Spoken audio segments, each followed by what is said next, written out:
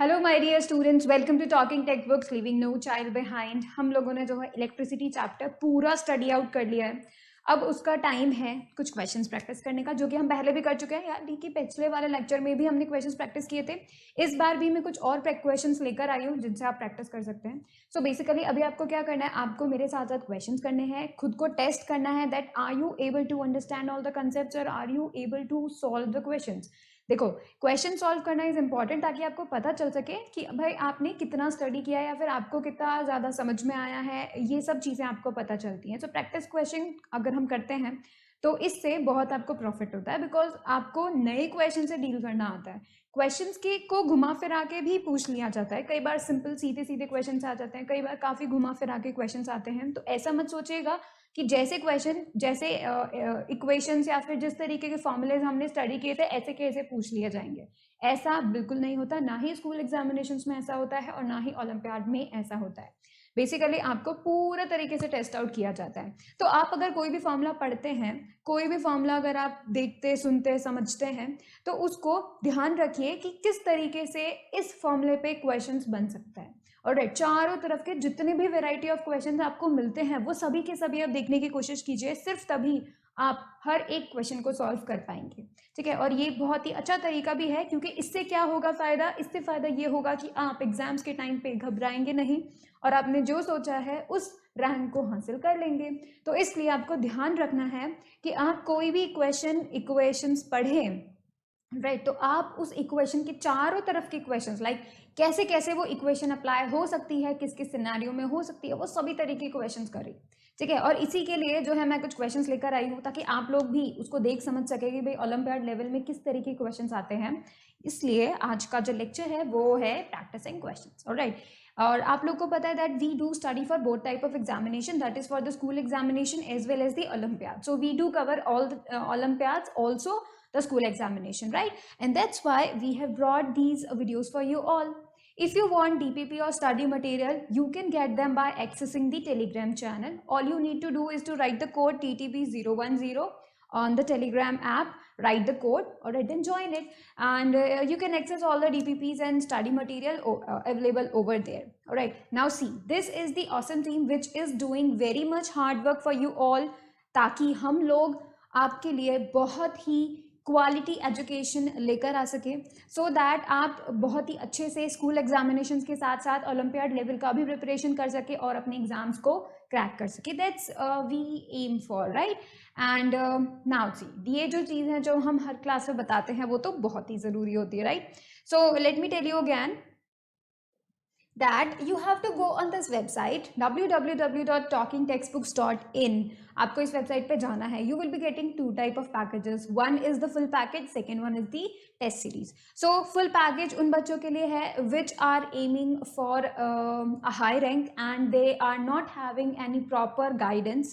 तो किसी के पास जैसे गाइडेंस नहीं होती है, उसे पता नहीं होता कि भाई ओलंपियाड में प्रैक्टिस करते हैं क्वेश्चंस की या फिर किस तरीके के क्वेश्चंस आते हैं।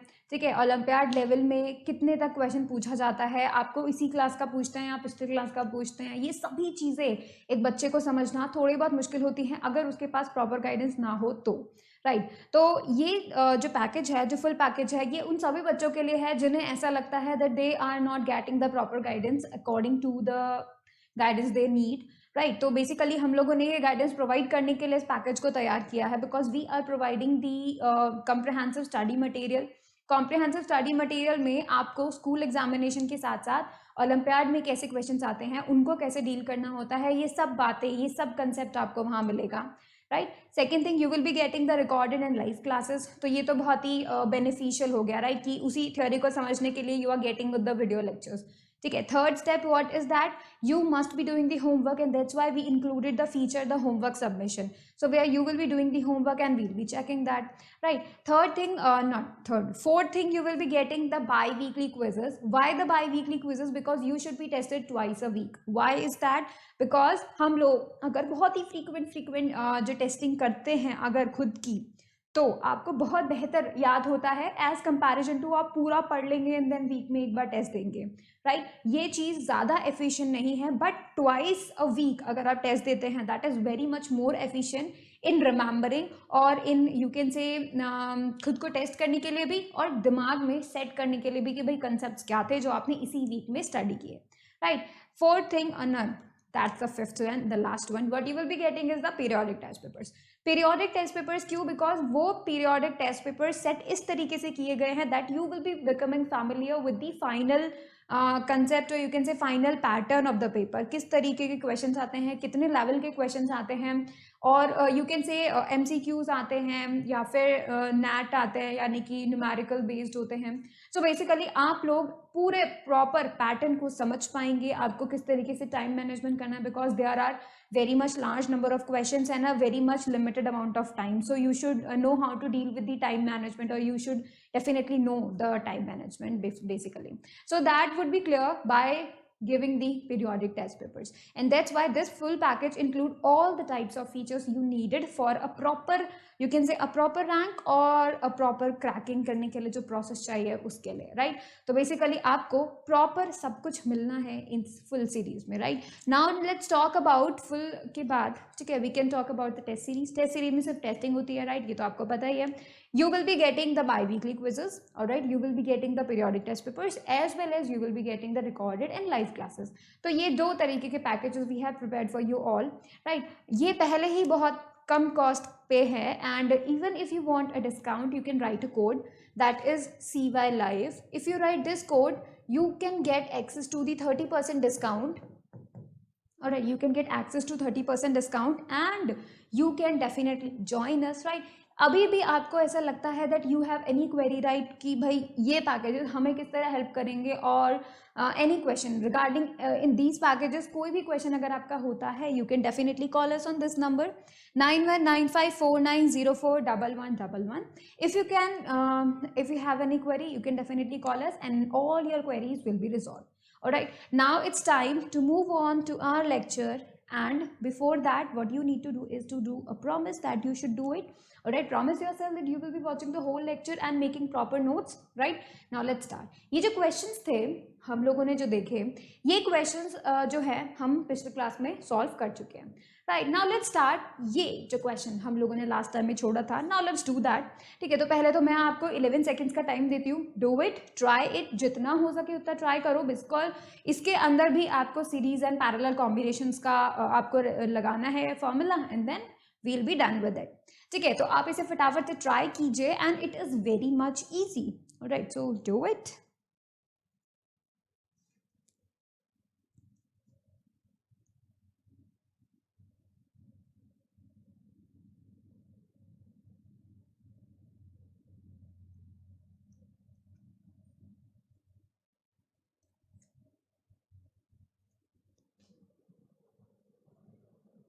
चलिए अभी हम करते हैं, ठीक है, साथ साथ करते हैं.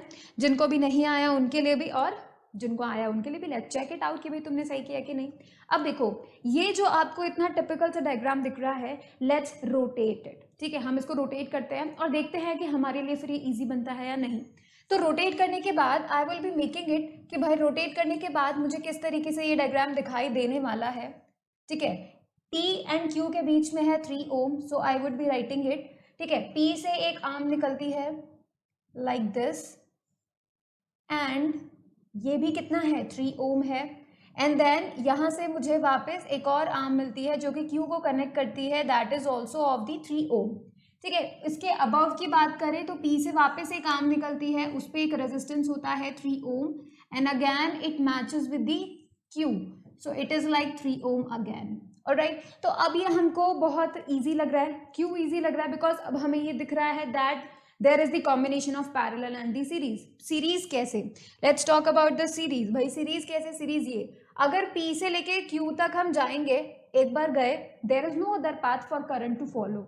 यहाँ पर एक ही पाथ है. सीरीज में मैंने आपको क्या बताया था, whenever you talk about series तो उसके अंदर क्या होता है, करंट को जाने के लिए सिर्फ एक ही रास्ता होता है. ठीक है, तो that means that is series. अगर करंट यहाँ से जाता है तो वो 3 ओम वाले रेजिस्टेंस में से जाएगा एंड उसके बाद जब वो इस पॉइंट पे आएगा there is no other way except this. तो अब वो क्या करेगा, सिमिलर यहाँ चला जाएगा. So that's why this 3 ohm and this 3 ohm are in series. And ऊपर वाले जो 3 ओम हैं ये भी सीरीज में है, बिकॉज अगर करंट यहाँ से जाएगा and there is no other path except the other 3 ohm वाला. ठीक है, तो वो यहाँ से जाते ही यहाँ चला जाएगा and it will move on to the Q. So basically 3 ohm और नीचे वाले जो 3 ओम है they are both in series. And what we will do, जब सीरीज में होता है तो सीरीज का जो फॉर्मूला होता है इसमें हमें सिर्फ रेजिस्टेंसेस को ऐड कर देना होता है. तो इसमें हम क्या करेंगे, इस 3 ओम और इस 3 ओम को ऐड कर देंगे. Definitely we know 3 + 3 gets a 6.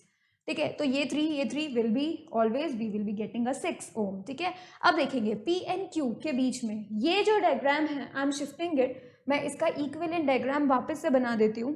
अब जो मुझे मिलेगा, ठीक है, मैं फाइनल बता रही हूँ कि जब मैंने सीरीज को ऐड कर दिया आफ्टर दैट, ठीक है, यहाँ पे है P, यहाँ से जो है मुझे मिल गया है 6 ओम, फिर आ रहा है इनके बीच में 3 ohm and then again I am getting a 6 ohm. ये दोनों ही फिगर आपस के में जो इक्विवेलेंट हैं, ये दोनों ही फिगर आपस में इक्विवेलेंट हैं.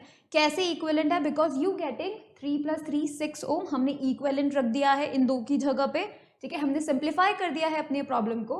इसी तरीके से ऊपर में भी जो 2 3 ओम थे, we write a 6 ohm in place of those 2 3 ohms. ठीक है, अब देखो हमें सिंपली पता चल रहा है दीज आर पैरेलल. अब सिर्फ पैरेलल का फॉर्मूला लगाना है, that would be all. So let us write the parallel का formula. What is that, REQ. मतलब पैरेलल पे हम क्या करते हैं, सबका रेसिप्रोकल्स ऐड कर देते हैं, राइट. तो बेसिकली हम क्या करेंगे, 1/6 ओम, 1/3 ओम प्लस 1/6, ये 6 3 6. तो इन सबका रेसिप्रोकल हमने क्या किया है, ऐड कर दिया है. Now let's take the LCM. LCM लेने का सबसे बेस्ट तरीका है, जब तुम्हें इस तरीके का कुछ दिखे ना, 2 नंबर्स एक जैसे और एक नंबर डिफरेंट है, इस नंबर को भी हम 6 बना देते हैं बाय मल्टीप्लाइंग इट बाय 2. ऊपर और नीचे दोनों पे हम 2 से मल्टीप्लाई करेंगे तो हमें क्या मिलेगा, 2/6 और 1/6. तो अब देखो 6 6 6 बहुत ईजी हो गया है. 1/REQ हमें क्या मिल जाएगा, 6. ऊपर हम ऐड ऑन कर देंगे 2 + 1 + 1 दैट इज 4. तो वी गेट 4/6. ठीक है, अब हमें क्या करना है, रेसिप्रोकल करना है. वाई, बिकॉज हमें 1/R इक्विवेलेंट का वैल्यू पता था. तो let's make it RE, reciprocating it. तो अब हम 6/4 कर देंगे, दैट वुड बी 3/2, है ना. 2 से कैंसिल आउट करने के बाद we get 3/2 and then we get 1.5 ohm. So that is the final answer and that's why our correct option is 1.5, that is C. ठीक है, तो अब कितना सिंपल इजीली हम लोगों ने कर लिया, just because we know the formula and just because we know how to change a difficult looking gram, मतलब difficult looking diagram into a very much simple looking, right. तो हमने सबसे पहले तो रोटेट किया था ताकि हमें पता चल सके what is the situation, right. तो अब आप जो है इसे नोट कर लीजिए ताकि हम लोग नेक्स्ट क्वेश्चन की तैयारी कर सके.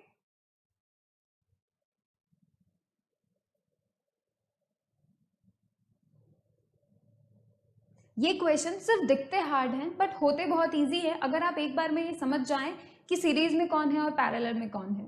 ठीक है, और इसका सबसे बढ़िया तरीका यही है, लुक आउट करंट के पास कितने पाथ हैं. अगर एक वायर में करंट जा रहा है एंड उसके बाद उसे आगे कोई पाथ नहीं मिल रहा है जाने के लिए, that means it is series. और whenever a current flows inside a conductor और एक पॉइंट के बाद उसे बहुत सारे रास्ते मिल रहे जाने के लिए, that means those are known as the branches of the parallel combination. Alright, चलो अब हम क्वेश्चन नंबर 7 पे चलते हैं. क्वेश्चन नंबर 7 कुछ ये कहता है, ठीक है, अब वो बहुत छोटा सा है बट ठीक है, कहता तो है. अब देखो ये क्या कह रहा है, the equivalent resistance of the series combination of 2 equal resistances is S. When they are joined in parallel, the total resistance is P. If S equals to NP, what is the value of N? ठीक है, इसके अंदर आपको बहुत hard नहीं है, बहुत easy है, पहले बता दूं मैं, पर फिर भी तुम लोग खुद से ट्राई करो. I am giving you the 11 seconds and then we will continue. ठीक है, उसके बाद हम लोग कंटिन्यू करेंगे. तो अभी आप क्या करेंगे, इसको फटाफट से करने की कोशिश करेंगे. ठीक है, ये देखो कितनी सिंपल सी बात पूछी है बट इतना घुमा फिरा के पूछा है कि बच्चे को कंफ्यूज हो जाएगा.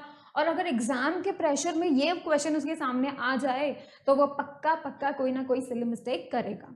तो हमें ये बात बहुत ध्यान में रखनी है दैट सिर्फ सिंपल कंसेप्ट होते हैं और उस पर घुमा फिरा के क्वेश्चंस आते हैं, ठीक है। बाकी क्वेश्चंस तो बहुत ईजी होते हैं if we know the concept and if we know कि भाई हमको कितना घुमाया जा रहा है, ठीक है। तो हमको बहुत ही ईजिली क्वेश्चंस मिल जाते हैं, उनके सोल्यूशंस भी मिल जाते हैं, ठीक है। तो अब हम स्टार्ट करें इस क्वेश्चन को। देखो क्वेश्चन हमें दो टुकड़ों में बातें बता रहा है। पहला क्या बोला जा रहा है, the equivalent resistance of the series combination of two equal resistances. अब देखो पहले तो हम रेजिस्टेंसेस मान लेते हैं टू इक्वल रेजिस्टेंसेस, ठीक है। तो मैंने क्या किया, एक आर माना दूसरा भी आर माना because we need two equal resistances, ठीक है। आर आर दो इक्वल रेजिस्टेंसेस हैं। अब देखो उनका equivalent resistance of the series combination, मतलब इन दोनों को जब मैं सीरीज कॉम्बिनेशन में रखूंगी तो जो resultant you can say equivalent resistance हमको मिलेगा that is S. So you can say here कि भाई ये जो एस है वो क्या है, इन दोनों का ही सीरीज कॉम्बिनेशन है। और हमें पता है सीरीज कॉम्बिनेशन में क्या होता है, दोनों को हम ऐड कर देते हैं, है ना। तो हम क्या करेंगे, आर प्लस आर लिख दिया and we get 2r। So this becomes equation number 1, ठीक है। अब हम सेकंड पॉइंट देखते हैं। जो सेकंड बात यहाँ बोली जा रही है वो ये बोली जा रही है when they are joined in parallel, जब इन्हीं दोनों को पैरेलल कॉम्बिनेशन में जोड़ा गया, the total resistance is P। ध्यान से देखना, यहाँ पे तुम लोग बहुत गलती कर सकते हो। कैसे कर सकते हो, बिकॉज देखो यही दो रेजिस्टेंसेज हैं और अब इनको किसमें जोड़ा जा रहा है, पैरेलल में जोड़ा जा रहा है। Alright, and we do know कि जब हम पैरेलल कॉम्बिनेशन की बात करते हैं तो वहाँ पे रेसिप्रोकल्स को ऐड करते हैं। तो हम क्या करेंगे, 1/r प्लस 1/r लिख देंगे, ठीक है। तो रेसिप्रोकल्स को हमने ऐड कर दिया एंड वी गेट व्हाट, क्या आप मुझे बताओ, हमें P मिलेगा या फिर 1/P मिलेगा, खुद से सोच के बताओ। When we write 1/1/, so we always get equivalent as this, है ना। कभी भी फॉर्मूला हम पैरेलल कॉम्बिनेशन का देखते हैं तो वो क्या होता है, 1/r इक्विवेलेंट बराबर 1/r1 प्लस 1/r2, जितने भी रेजिस्टेंसेज होते हैं उन सभी का रेसिप्रोकल। प्लस ये भी ध्यान में है कि 1/r इक्विवेलेंट भी है वहाँ पे, मतलब इक्विवेलेंट रेजिस्टेंस का भी वहाँ पे रेसिप्रोकल है। ये चीज ध्यान में रखनी है, that's why I right 1/P। अब हम क्या करें, थोड़ा सा इसे सॉल्व कर ले। 1/r gives us 2/r, simply 1/r तो हम ऐड करेंगे तो 2 टाइम्स ऑफ 1/r हो जाएगा ना, तो 2/r मुझे मिल गया 1/P।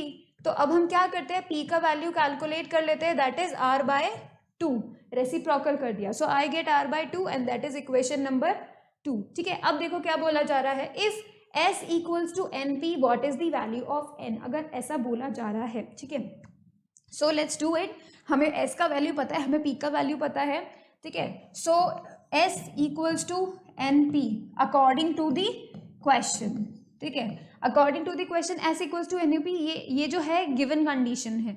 अब हम क्या कर रहे हैं, इक्वेशन 1 से S का वैल्यू रख रहे हैं, दैट इज 2r, ठीक है। P का वैल्यू रख रहे हैं इक्वेशन 2 से, दैट इज r/2। अब सिंपली n का वैल्यू कैलकुलेट कर लो। तो देखो r से r तो कैंसिल हो जाएगा, अब यहाँ क्या बचेगा, ये 2 जो कि इस 2 के साथ मल्टीप्लाई हो जाएगा। So we get 2 into 2, so n equals to 4। That's it, that's how we are going to solve this question। कितना इजी क्वेश्चन है। So we would be writing this, सो हमारा जो आंसर है वो ए ऑप्शन है 4, ठीक है। यहाँ पे तुम्हें कुछ भी नहीं करना था, तुम्हें सिंपली क्वेश्चन के साथ साथ चलते रहना है। क्वेश्चन ही तुमको जो है रास्ता दिखाता है कि how are you solving the question, alright. So आप इसे फटाफट नोट कर लो, then we will moving to the 8th question.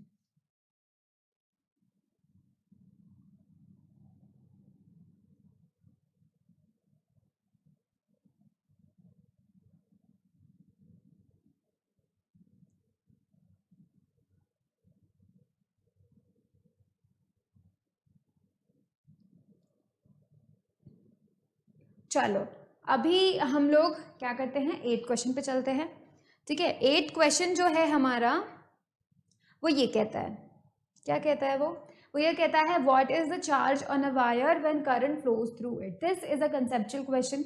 इसके अंदर तुम्हें कोई फॉर्मूला अप्लाई नहीं करना है, इसमें सिंपली तुम्हें अपनी समझ के अकॉर्डिंग आंसर देना है। तो इसमें बोला जा रहा है कि जब किसी भी वायर के अंदर से या फिर किसी कंडक्टर के अंदर से करंट फ्लो होता है तब उस कंडक्टर पे कितना चार्ज होता है। तो तुम मुझे खुद से सोच के बताओ।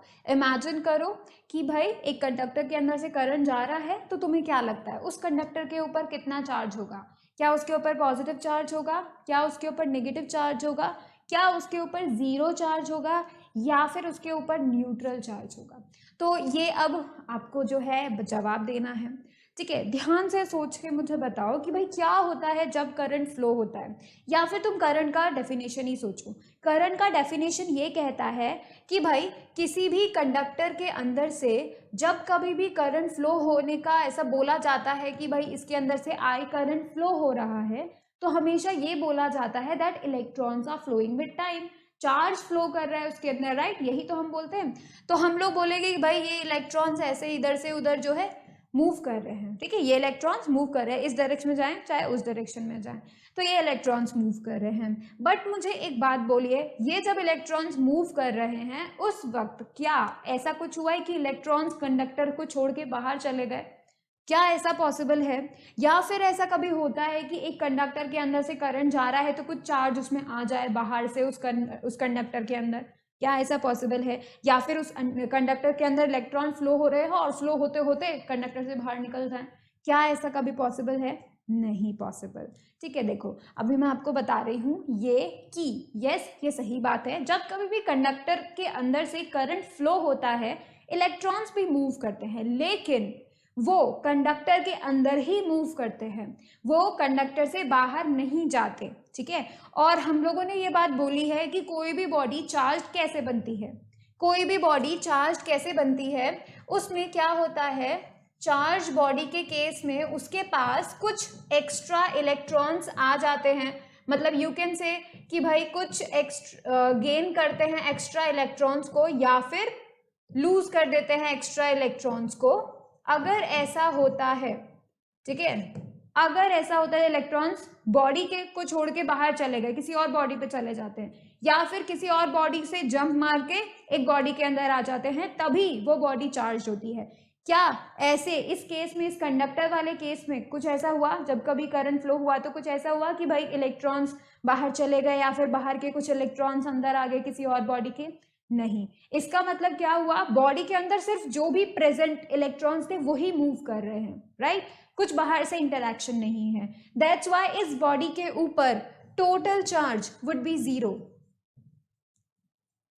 Total charge would be zero because अभी भी जब इलेक्ट्रॉन्स मूव कर रहे हैं अभी भी इस कंडक्टर के अंदर उतने ही इलेक्ट्रॉन्स हैं जितने प्रोटॉन्स हैं। दैट्स व्हाई टोटल चार्ज जो इस कंडक्टर पे होगा वो जीरो होगा।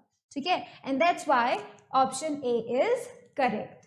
ठीक है, तो अब हम चलते हैं नेक्स्ट क्वेश्चन पे, that is question number 9। Again ये बहुत ही अच्छा क्वेश्चन है। ठीक है, आपको इसको सॉल्व करना है और मुझे ऐसा लगता है that you should use the Ohm's law. ठीक है, ओम्स लॉ आपको करना चाहिए यूज, सो डू इट, करो इसको solve. Alright, I am giving you the 11 seconds.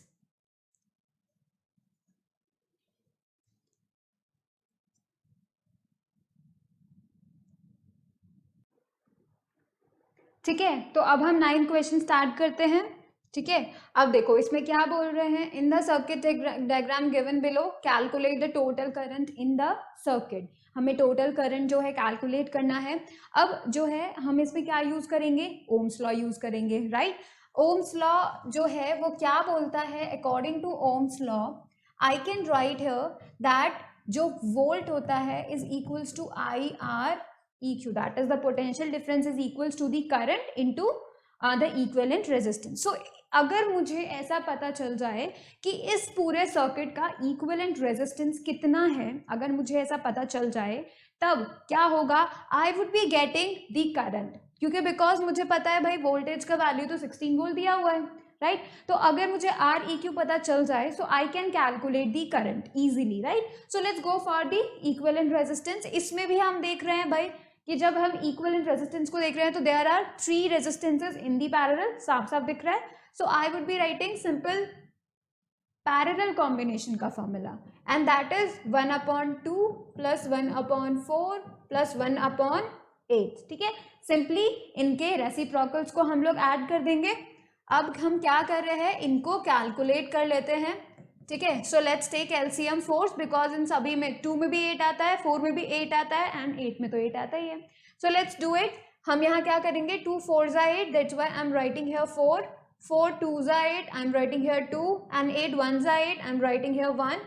So I would be getting 4 plus 2 6 plus 1 7 by 8. ठीक है। उसके बाद मुझे क्या करना है, आर ई क्यू को इन्वर्ट कर देना है। तो मैं क्या करूंगी, R E Q is would be equal to 8 by 7 ohm. ठीक है, तो ये जो है मुझे मिल गया है इक्विवेलेंट रेजिस्टेंस। अब मुझे सिंपली क्या करना है, ओम्स लॉ में वी का वैल्यू रखना है, आर ई क्यू का वैल्यू रखना है and I will be calculating the current. So by Ohm's law I would be writing what 16 equals to current जो कि कैलकुलेट करना है and then 8 by 7. ठीक है, 7 को उधर लेके जाएंगे, 8 को उधर लेके जाएंगे तो 7 to 7 मल्टीप्लाई हो जाएगा और 8 डिवीजन में चला जाएगा. ठीक है, तो 16 मल्टीप्लाइड बाय 7 जो कि डिनोमिनेटर में था, इक्वल के उधर जाएगा तो मल्टीप्लाई हो जाएगा. 8 जो न्यूमरेटर में था, इक्वल के उधर जाएगा तो डिवीजन में चला जाएगा. So we would be writing like this. अब 8 2 जा क्या होता है, 16 होता है एंड 2 7 जा 14 होता है. So we will be getting 14 ampere.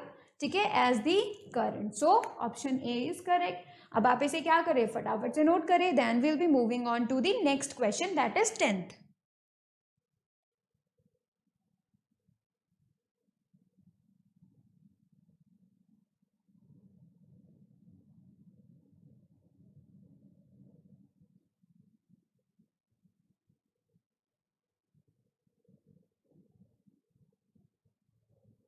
ठीक है, तो अब हम चलते हैं क्वेश्चन नंबर 10 की तरफ एंड दिस इज इट.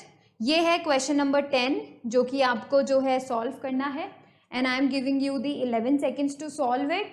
ठीक है, 3 तरीके के कॉम्बिनेशन साफ साफ आपको दिख रहे हैं first second and third part में. You have to I think calculate the equivalent resistance. ठीक है, तो हम 11 सेकेंड्स जो है इंतजार कर लेते हैं.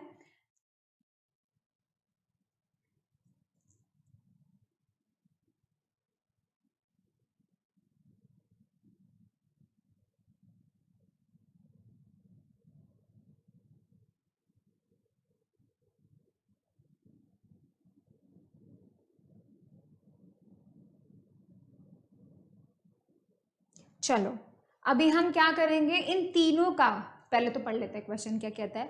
इन which of the following network of resistors the equivalent resistance between a and b is highest. Highest हमको बताना है.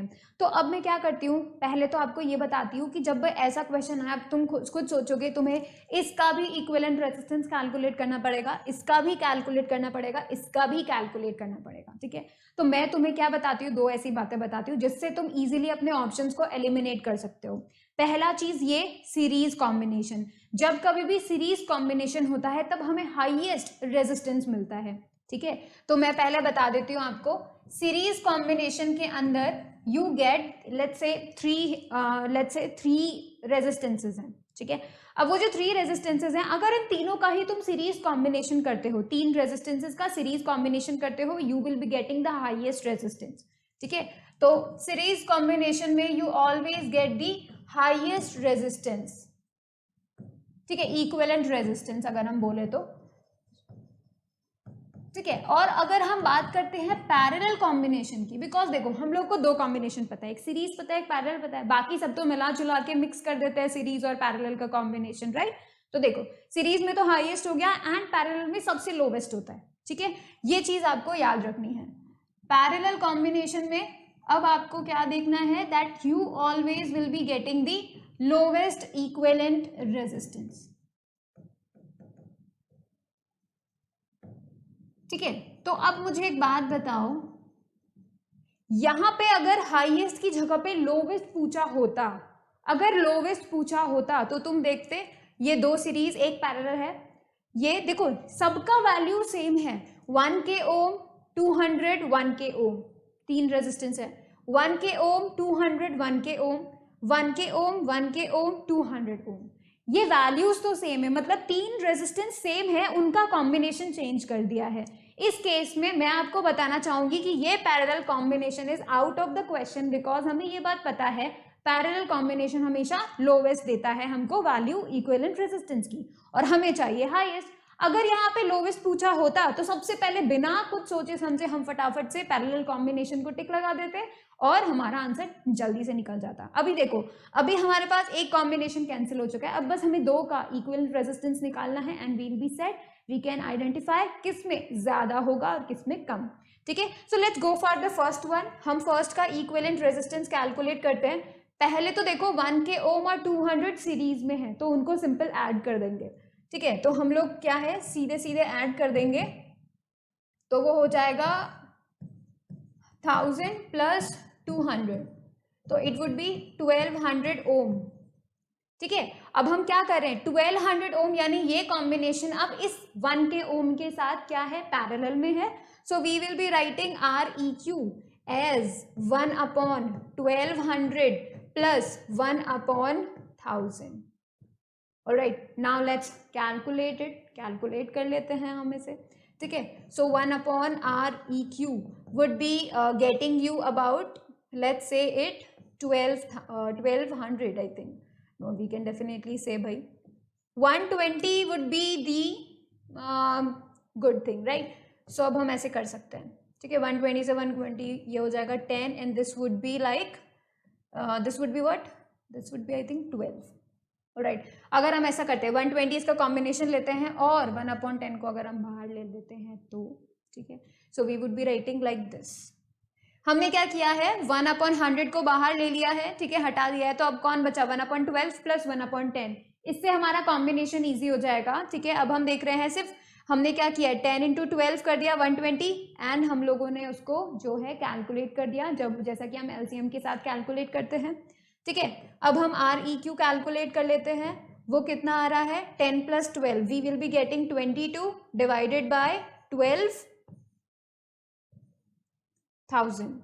ठीक है, so we would be getting 12,000। ठीक है, अब हम क्या कर रहे हैं REQ जो है उसको कैलकुलेट कर रहे हैं, that would B 12,000 divided by 22।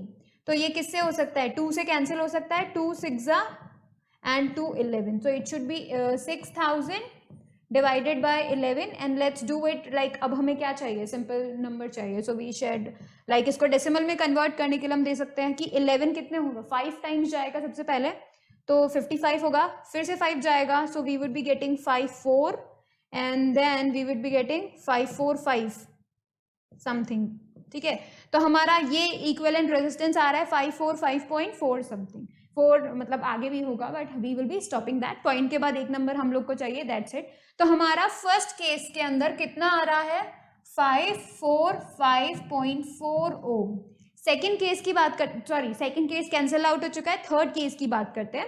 Third case के अंदर क्या हो रहा है, ये हम देखो 1 के ओम और 1 के ओम दोनों हैं सेम टू सेम, इसका मतलब क्या होगा कैलकुलेट कर लेते हैं। सबसे पहले तो हम क्या कर रहे हैं रेसिप्रोकल पे कर रहे हैं, तो 1/1000 प्लस 1/1000 वी विल गेट 2/1000। ठीक है, R क्या हो जाएगा रेसिप्रोकल कर देंगे तो 1000/2, that would B how much 500 ओम। अब ये तो मुझे कितना मिल गया 500 प्लस 200 बिकॉज अब सीरीज में हो गया है, राइट। तो R इक्विवेलेंट मुझे कितना मिलेगा, this is the third part, तो REQ मुझे कितना मिलेगा 500 प्लस 200 दैट मीन्स 700। सो अब आप देखो थर्ड वाले में मुझे मिल रहा है टोटल 700 और फर्स्ट वाले में कितना मिल रहा है 545.4, तो डेफिनेटली बात है 700 ज्यादा है। सो नेटवर्क थर्ड जो है हमें हाईएस्ट रेजिस्टेंस दे रहा है, इक्विवेलेंट रेजिस्टेंस दे रहा है between the points A and B। ठीक है, तो इसी तरीके से आप देख सकते थे, अगर यहाँ सीरीज कॉम्बिनेशन होता तो वो पहले बिना सोचे समझे हम उस पर टिक लगा देते, बिकॉज सीरीज हमें हमेशा हाईएस्ट कॉम्बिनेशन देता है। ठीक है, मतलब हाईएस्ट इक्विवेलेंट रेजिस्टेंस देता है। तो अब आप इसे नोट करो and then we'll be moving on to the 11th question.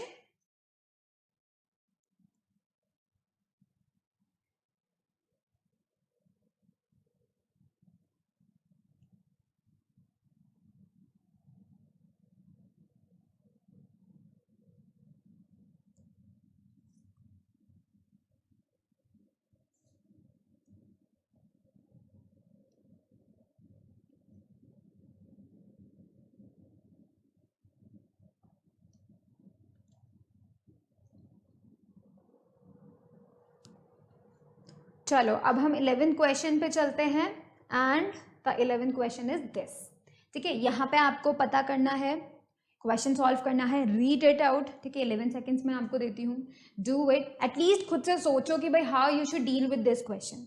ठीक है, किस तरीके से तुम डील करोगे, ये सोचने की कोशिश करो। ये 11 सेकेंड्स में इसीलिए दे रही हूँ ताकि तुम्हें पूरा प्रॉपर दिमाग में आना चाहिए how you are going to solve this question और अटेम्प्ट दिस क्वेश्चन। ठीक है, तो तुम इसे पढ़ो। ठीक है, मैं भी पढ़ती हूँ।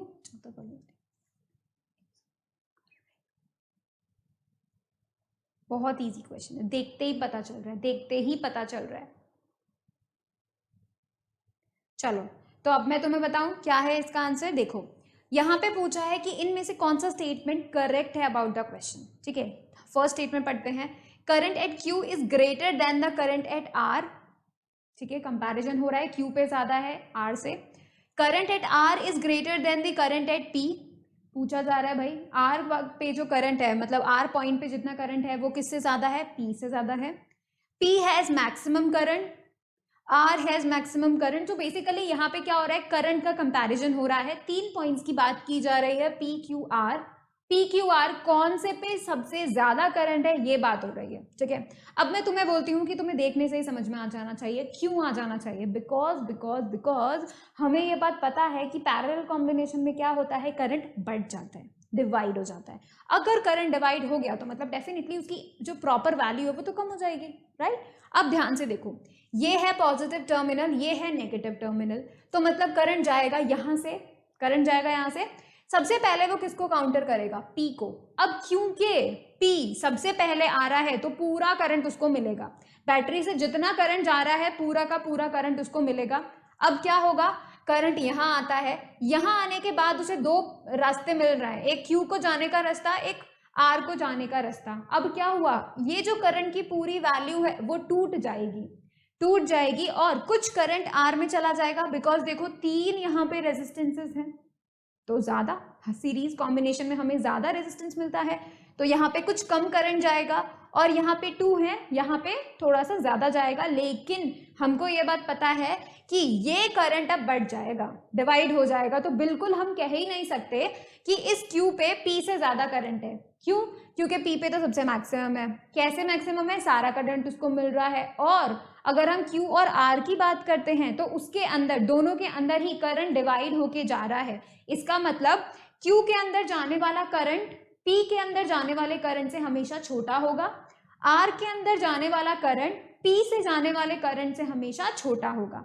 तो अगर ये दोनों छोटे हो ही गए तो बचा कौन, मैक्सिमम, पी। तो that's why this has C correct option, P has maximum current. ठीक है, तो ये जो है मैं आपको बताना चाहती थी, कुछ भी नहीं करना था, सिर्फ simple I think tick the correct answer में ही है ये तो। ठीक है, तो अब जो है आप नोट तो करने का कुछ है नहीं, बट ठीक है। अब हम देखते हैं question number 12। This is the question. ठीक है, और ये जो क्वेश्चन है काफी अच्छा क्वेश्चन है। ठीक है, थोड़ा इसमें 2 पॉइंट्स आपको क्लियर हो जाएंगे, आपको बेसिकली क्लियर हो जाने चाहिए अकॉर्डिंग टू मी। अब देखो, मैं आपको 11 सेकंड्स देती हूँ।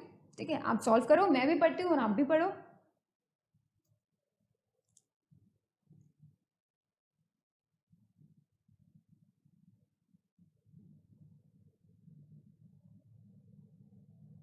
चलो, हम फर्स्ट पार्ट करते हैं पहले। फर्स्ट पार्ट में क्या पूछा जा रहा है, what is the value of current shown by the ammeter. ये जो एमीटर है ये कितना करंट शो कर रहा है, इसका मतलब पूरा करंट। डेफिनेट सी बात है, होल सर्किट की बात हो रही है, राइट। तो देखो, क्योंकि जब होल सर्किट की बात हो रही है so we are going for the Ohm's law.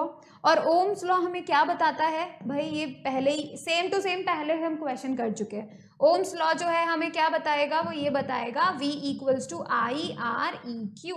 तो इसका मतलब एक बार फिर हमें इक्विवेलेंट रेजिस्टेंस निकालना पड़ेगा। सो let's go for it. Equivalent resistance में देखो 2 + 3 ये तो सीरीज में है, ध्यान से देखना, 2 + 3 ये तो सीरीज में है, ऐड हो जाएंगे, 2 + 3 5 होता है। तो देखो ये बन गए हैं 5 ओम। अब तुम कह सकते हो ये 5 और नीचे वाला 5 जो है पैरेलल कॉम्बिनेशन में है। तो अब जो है हम आर ई क्यू कैलकुलेट कर लेते हैं, 1/5 + 1/5 इक्वल्स टू 2/5। सो हमें आर इक्विवेलेंट मिलना चाहिए 5/2, that would B how much, 2.5 ओम। तो इसका मतलब इक्विवेलेंट रेजिस्टेंस, इस पूरे सर्किट का इक्विवेलेंट रेजिस्टेंस वुड बी 2.5 ओम। अब तुम्हें आर ई क्यू का वैल्यू पता चल गया, ठीक है। 4 ओम तुम्हें इसका V का वैल्यू पता था, अब करंट का वैल्यू इजीली कैलकुलेट कर लोगे, ठीक है। तो मैं फर्स्ट वाला जो है वो देख लेती हूँ। फर्स्ट वाले के अंदर हम लोग क्या करने वाले हैं, simple 4 equals to I, R का वैल्यू कितना है 2.5, ठीक है। सो अब हम क्या करने वाले हैं, सिंपली आई का वैल्यू कैलकुलेट करने वाले हैं, 4 अपॉन 2.5 0, ठीक है। So it should B how much, 5 8 जा 40 एंड 5 5 जा 25 and it should B 5.1 and 5 6 जा 30, तो it should be 1.6 ampere and that's why हमारा कौन सा ऑप्शन करेक्ट है, सी। हमारा सी ऑप्शन जो है करेक्ट आएगा 1.6 एम्पियर। अब देखो सेकेंड पार्ट, सेकेंड पार्ट हमको क्या बोल रहा है, सेकेंड पार्ट हमको क्या बोल रहा है, what is the potential difference across 2Q। अब हमें एक बात पहले से पता थी, वो बात क्या पता थी, जब कभी भी पैरेलल कॉम्बिनेशन होता है तो उस पैरेलल कॉम्बिनेशन के अक्रॉस पोटेंशियल डिफरेंस जो होता है वो सेम होता है। मतलब 5 वाले को जितना पोटेंशियल मिल रहा है उतना ही नीचे वाले को भी मिलेगा, लेकिन 2 में अलग होगा पोटेंशियल डिफरेंस और 3 में अलग होगा पोटेंशियल डिफरेंस। अब देखो ध्यान से सुनो, ये भी 5 और ये भी 5, ठीक है। लेट्स से करंट जाएगा, करंट कितना जा रहा है 1.6 एम्पियर जा रहा है, करंट 1.6 एम्पियर जा रहा है, ये क्योंकि अब हमें पता चल चुका है, ठीक है, हम लोगों ने कैलकुलेट करा, that's why I am saying कि 1.6 ओम जा रहा है। अब देखो तुम, यहाँ पे भी 5 ओम, नीचे भी 5 ओम, दोनों ब्रांचेस में उसे सेम रेजिस्टेंस मिलने जा रहा है, तो क्या होगा, करंट हाफ में चेंज हो जाएगा, हाफ में डिवाइड हो जाएगा। तो देखो ये 5 ओम, ये 5 ओम, तो that's why current will divide. अब 1.6 का हाफ कितना होता है 0.8, तो इसके मतलब कि भाई इसमें 0.8 एम्पियर करंट चला जाएगा और इस ब्रांच में 0.8 एम्पियर करंट चला जाएगा, ठीक है। तो अब क्या होगा, तुम्हें पता है कि इस 2 ओम के अंदर से कितना करंट जा रहा है 0.8, तो तुम इसका पोटेंशियल डिफरेंस कैलकुलेट कर लोगे, right. So let's do it. हम क्या करते हैं, सिर्फ 2 ओम के लिए लिख लेते हैं, ठीक है। सो लेट्स राइट 2 ओम। हम लोग को क्या करना है, पोटेंशियल डिफरेंस अक्रॉस 2 ओम।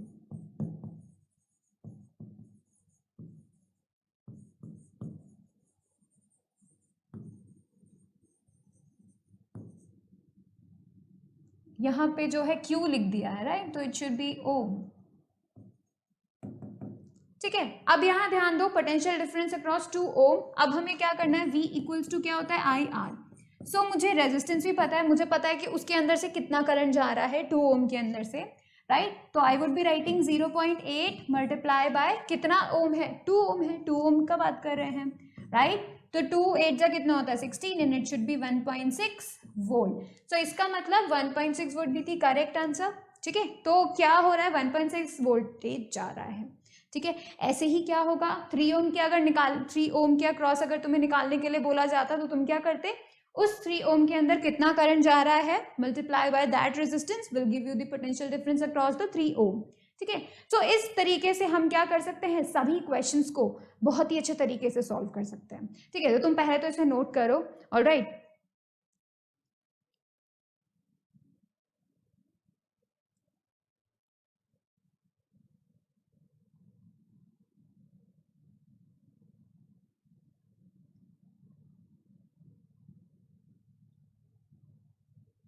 ठीक है।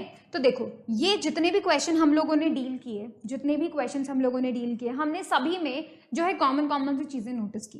वो क्या था, अगर हमें ओम्स लॉ पता है, एग्जैक्ट ओम्स लॉ पता है कि भाई अगर हम होल सर्किट के लिए ओम्स लॉ लगाते हैं तो क्या होता है। देखो यहाँ पे भी हमने ओम्स लॉ ही लगाया है, बट हमने क्या किया है, सिंपली एक स्पेसिफिक रेजिस्टेंस के लिए लगाया है, 2 ओम के लिए लगाया है बस, ठीक है। अब देखो कभी भी सिचुएशन ऐसी आती है तो यू शुड नो कि जब हम होल सर्किट की बात करते हैं तो तुम्हें इक्विवेलेंट रेजिस्टेंस निकालना होता है, ठीक है। और जब कभी हम एक किसी भी पर्टिकुलर रेजिस्टेंस की बात करते हैं और तुम्हें पता चल जाता है कि उसके अंदर करंट कितना जा रहा था, you can definitely calculate the voltage. और अगर तुम्हें पोटेंशियल डिफरेंस पता हो तो तुम्हें डेफिनेटली करंट का वैल्यू भी मिल सकता है कैलकुलेट करके, right. So you can calculate all the values now, ठीक है। If you have any query you can definitely comment in the comment section. So that was it. So thank you so much for watching the video. Please like it, share it, subscribe it, and if you like the video, definitely you should do it. Okay, click on the like button and do not forget to click on the bell icon so that you will be notified for the upcoming lectures. And you should do it very often, like practicing question. Practicing question को जितना ज़्यादा बार आप करेंगे उतने ही ज़्यादा आप perfect होते जाएंगे, है ना। तो अभी आपको क्या करना है, आपको रेगुलरली बेसिस पे क्वेश्चंस प्रैक्टिस करने हैं, at least 1 question a day physics का तो पक्का कीजिए, बिकॉज फिजिक्स में काफ़ी जो है आपको प्रॉब्लम्स आ सकती हैं in the final examinations, right. So you should do it and do watch the all the videos जो कि इस चैप्टर की हैं। अगर आपको कोई भी क्वेरी लगता है, you can definitely watch the other lectures too. So thank you so much for watching the video.